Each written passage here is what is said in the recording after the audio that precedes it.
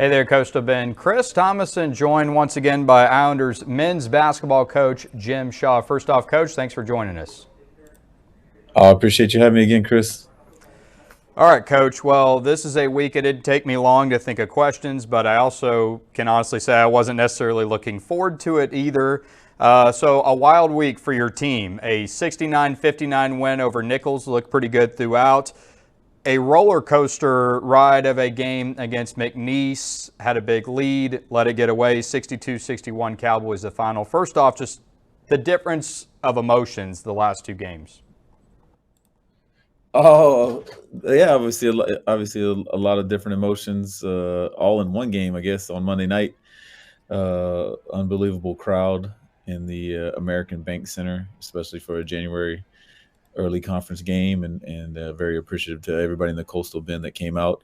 But to be up as much as we were, as 18 in the second half, and then obviously at the last second, zero point 0.3 seconds left. The finality came quick for us. On the tip-in buzzer beater by McNeese Cowboys. We got to give them credit. They kept fighting, kept staying in the game. Yeah, absolutely. So we're kind of seeing the video now. So take me through that final minute. Again, you guys had the big lead. You mentioned a 17-0 run. You go up 18 with 13 minutes to go. So, but in that final minute, or even just in the final seconds, first you have Jordan Roberts intentionally fouling. First question, did he think that it was a 3-point lead?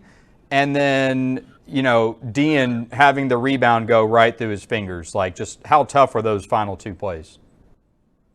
Oh, for sure. You go back to I guess we were up. We were only up one, and I think Christian Shoemate shot two free throws, and he missed both, and we got the second rebound, and then Marion Humphrey shoots two free throws. We had time because we had time to talk. We didn't have to call a timeout. We had time to talk about it. Said, hey, if we make both free throws, we're going to be up 7 seconds. And so once they get it, in the half court, we're going to foul up three. Obviously, if we weren't up three and Marion only made one like he did, or made none, even though we had the positive vibes going in the huddle, you got to play it out. So it's just we got to stay poised. Some of us, I guess, on me on being more in the clear communication, and then on the rebound, yeah, the rebound's right there through his hands. Christian Shoemake probably got a finger on it, which made it slip out. And then obviously they had two putbacks. McNeese did right at the buzzer to win the game. So definitely disappointing loss, but we're ready to move on. Yeah, absolutely. So one last question about the McNeese game here. So it was pointed out to me after the fact, a lot of us there couldn't really see this angle, but the ESPN angle appeared to show number 5, Antavian Collins, stepping out of bounds and then being the first to touch the ball after. Did the officials give you any kind of clarification of that during the game, or was that something you weren't made aware of till afterwards? I wasn't made aware of that until afterwards. Did speak with Eddie Jackson, and he's kind of a co-assigner of officials in the Southland Conference with Curtis Shaw.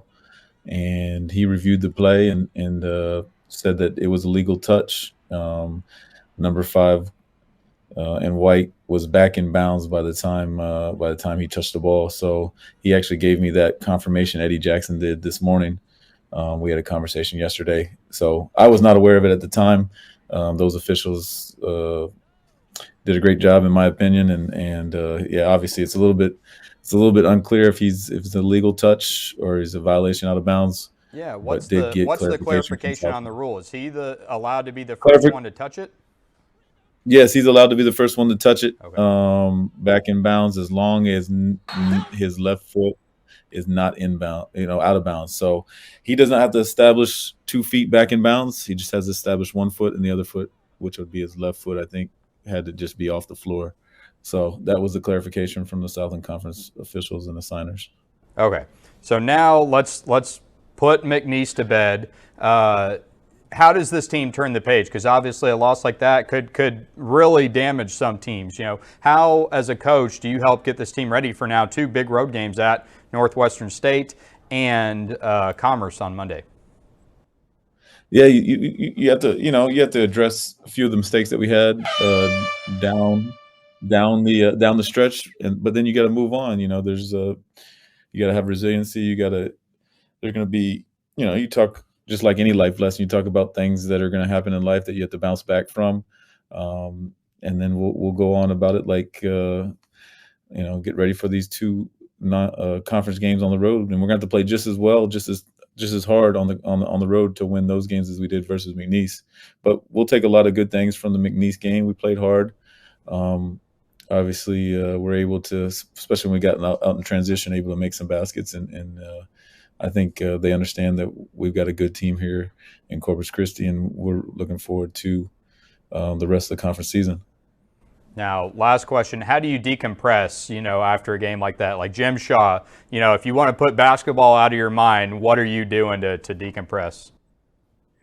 Oh, unfortunately, usually get a couple pints of Bluebell ice cream.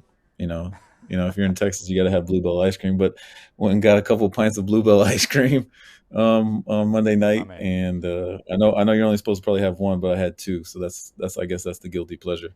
I'd say that was definitely worthy of two. Well, Coach, I appreciate you. Good luck the rest of the way, and on the road Saturday at Northwestern State, and then Monday at A&M-Commerce. Thanks, Chris. Appreciate you being at the games and the coverage. Thanks. Absolutely. Appreciate you, Coach, and we'll see you next time on Hang Time.